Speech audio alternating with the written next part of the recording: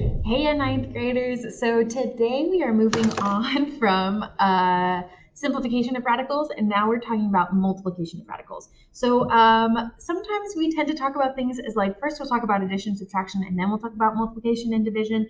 But the reason why we're starting with multiplication here, because we will talk about addition and subtraction, is because it is the easiest of all of the operations to go with radicals. So all of the radicals that we have, and if we want to multiply any of them, this is the easiest thing that we do. And we also, we saw it in our last notes for sure. We saw multiplication by raising radicals to exponents.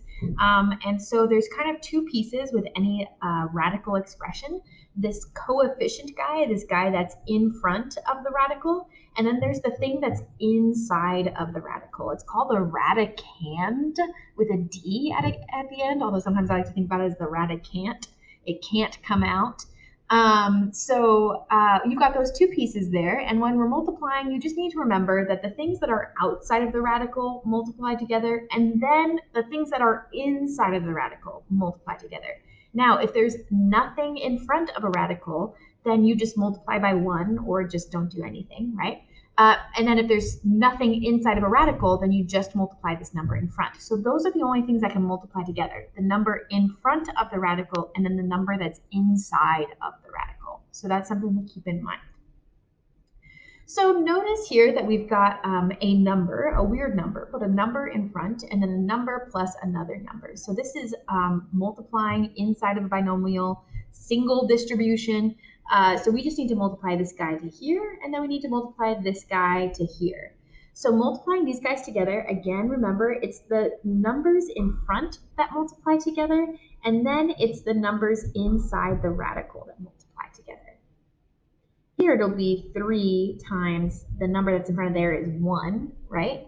And then the square root of 5 times the square root of 2. Now that's my thought process. I definitely don't write this out every single time. You don't have to either, but it's good on the first problem to kind of represent what your thought process should be for all of these problems. Okay, so 3 times 2 is 6.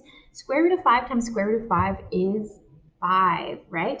So it's going to be 6 times 5 plus, and then 3 times 1 becomes 3 times, now the square root of 5 times the square root of 2 becomes the square root of 5 times 2, which is the square root of 10. 6 times 5 is 30 plus 3 square root of 10.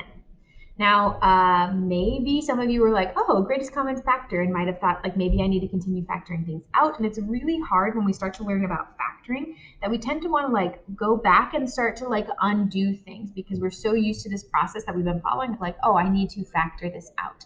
Just realize that all it's asking us to do is expand and combine like terms. We've expanded and combined like terms, and this is it. You are done. No need to do anything else. Okay, I would like for you to try B on your own. So hopefully these negatives, hopefully everything went well. Second thought, these negatives can be really tricky. I do not hope that these negatives were really tricky for you. So we want to make sure that we're multiplying the number in front together and then the number in the radicals together and not mixing them up. With this first term, we do not have a radical, which means it's only 3 times negative 2. So that's going to become negative 6 times the square root of 2. Minus, we're going to multiply by the negative 2. That's actually become plus 2. And then the square root of 2 right here and the square root of 3 right here multiply inside and become the square root of 6. And that is our final answer. The thing that you should be checking here is, can I take a perfect square out of this radical? And since there is no perfect square that goes into the radical, then you're done. So problem C is just slightly different from the problem above because instead of having a single distribution here, now we have a double distribution. In other words, FOIL. So we want to make sure we multiply the first times the first. That's going to be 4 times 3. The outside times the outside. So minus 1 times 4 times the square root of 2. Inside times inside, that's going to be negative 3 square root of 2. Please remember that if it's outside of a square root, you cannot multiply it inside of the square root. It just has to stay outside of it. And then we have last times last, and that's going to be positive square root of 2 because they're both negative. So negative times negative is going to make it positive here. Square root of 2 times the square root of 2 is 2. So now we can combine like terms. 12 and 2 can combine to make 14. We also have here the square root of 2 and the square root of 2. And if we had negative 4x minus 3x, that would simplify to negative 7x. And it's the same thing with adding and subtracting radicals. So just kidding, you're also going to learn about adding and subtracting radicals today. So we have negative 4 of the square roots of 2 and negative 3 of the square roots of 2.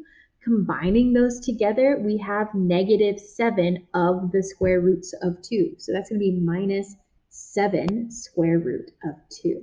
So try and treat the square root of 2 or any square root when you're adding and subtracting just like it's a variable. You can't really add square root of 2 plus the square root of 2 is not like the square root of 4. It's just 2 square root of 2. So treat it very much like how you would treat a variable when you're adding or subtracting. All right, I would like for you to go ahead and take a stab at D.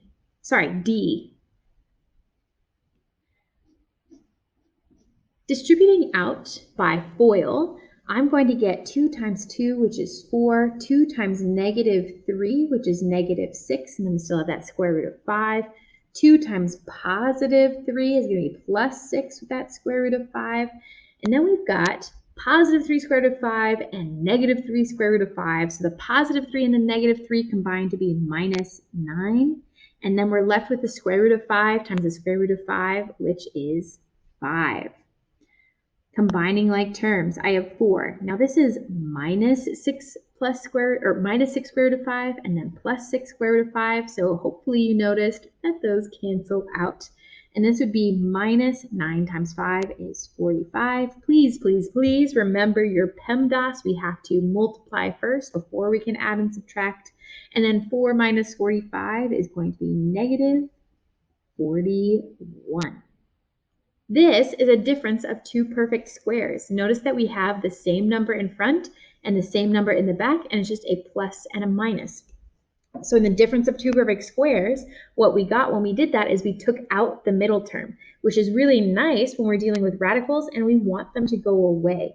If we want all the radicals to go away, the middle term when multiplying is what will keep the radical. So if we have something that looks like your difference of 2 perfect squares factored out, it will then result in the square of the first guy minus the square of the second guy. And if the second guy has a radical or the first guy has a radical, you've squared it out. So it goes away. So this is a good trick, and I guarantee it's not going to be the last time you see it. E is, hopefully you know, is this.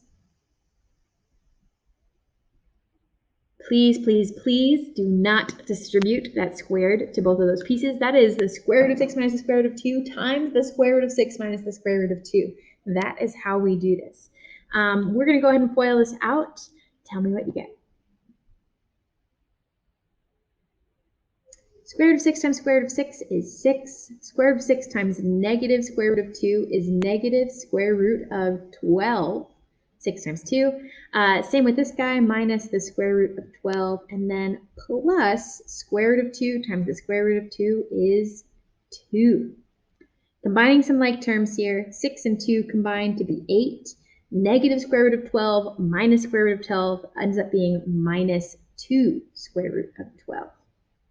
Now, this is not our final answer because 12 has a perfect square that goes into it. So we need to simplify this guy down and take out your perfect square. This is 8 minus 2. Your perfect square is 4. 4 times 3 is 12. The 4 comes out as a 2 because the square root of 4 is 2.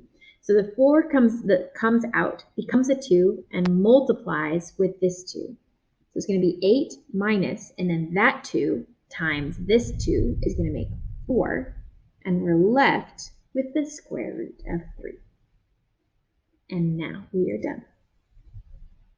Okay, we have a few fun word problems that we're going to go ahead and practice multiplying with radicals so you can kind of see where it might apply in some instances.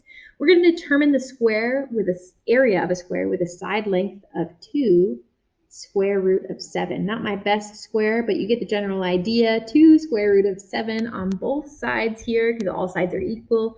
Trying to find the area. The area is equal to length times width, or in the special case of a square, it's just your length squared. So we've got 2 times the square root of 7 squared. Please do not forget to distribute that squared. We can because it's multiplied to both of those pieces. We've got 4 times 7, so that means a total of 28 inches squared. All right. Determine the exact area of the shaded region shown below. So this is what we call a composite figure. A composite figure is where we've got figures that kind of build up and create the shape that is resulting. So the shaded figure here is resulted by taking out some circle pieces, right? But it also started with this rectangle. So I hope that you realize here that the area of the shaded region is the area of the rectangle minus 2 times the area of these circle wedges, right? So it's not a whole circle. Notice that since this is a 90-degree angle right here, this is also a 90-degree angle right here. And so this means that all of this is split into fourths. So this is a fourth of this circle. So I'm subtracting out a fourth of a circle and a fourth of a circle, so 2/4 of a circle, which hopefully you realize is a half of a circle.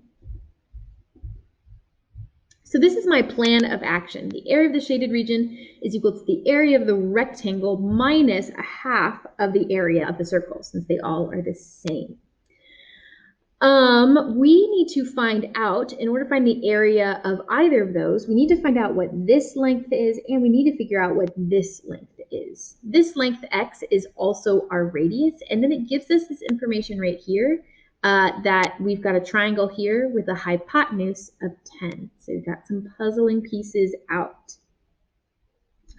This guy is the same, and this guy is the same. It's the beauty of circles. And so we know that the radii are equal.